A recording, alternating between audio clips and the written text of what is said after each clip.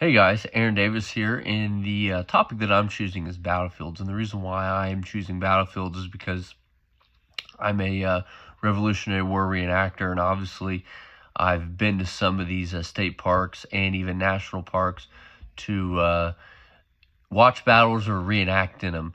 And one battle in particular that I'm going to talk about is the Battle of Piqua that happened on August 8th on 1780, whenever George Rogers Clark led roughly between 900 to 1,000 men up the Ohio River and up through Cincinnati, up through the Little Miami, through where modern-day Piqua, Ohio is, against Shawnees that were aiding to the British and giving the British food.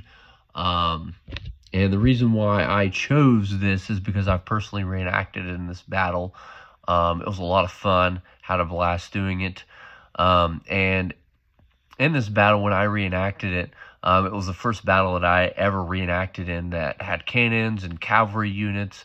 It was really cool because whenever the cavalry, whenever the cannons would go off, they had a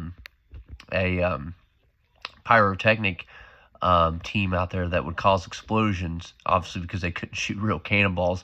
But there was a huge crowd out when we reenacted the battle, and that was like one of the first times I ever did a battle reenactment where there was such a large crowd. There had to be a couple thousand people there in attendance at least when I reenacted it, and I reenacted it close to the anniversary date. I don't think it was exactly on August 8th. It was in the first week of August, and it was in 2005 when I reenacted it. And like I said, it was a lot of fun, really interesting to do.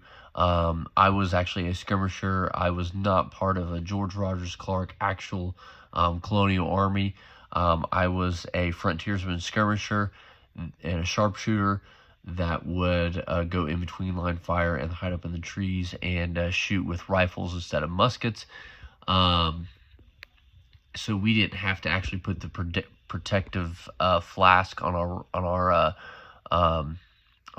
powder pens because we weren't be in line fire. And what that protective flask does is it prevents the fire from the flint igniting against the steel and causing the powder to spark. It prevents that spark from going on to the next person. So that's why they make you get at line fire, and they told us to take ours off because we'd be firing from trees and skirmishing parts out in the woods and stuff. So it was pretty neat to do. I think at the end of the battle, I was actually attacked by a native Shawnee that was reenacting the battle, obviously on the Shawnee side. He took all my gear, and after the battle, he actually went up to me after the battle and gave me back my gear. He gave me a pat on the back, said, "Good acting. I'm glad you fell backwards instead of fell forward trying to fight me." But anyway, it was a lot of fun. But the reason why I think this is important because a lot of these battlefields, especially if they have reenactments to it, they give people visual histories of what life was like back then and what fighting in the Revolutionary War was like.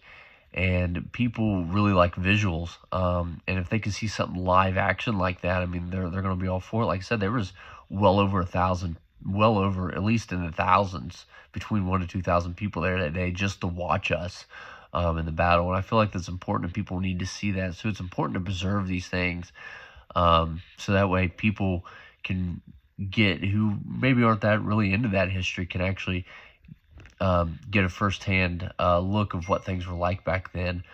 And when I was at George Rogers Clark Park up in Piqua, I mean, it was really cool. It was really well preserved. They still have the fort there, and it was still very large. And they had the old 19th century mansion there.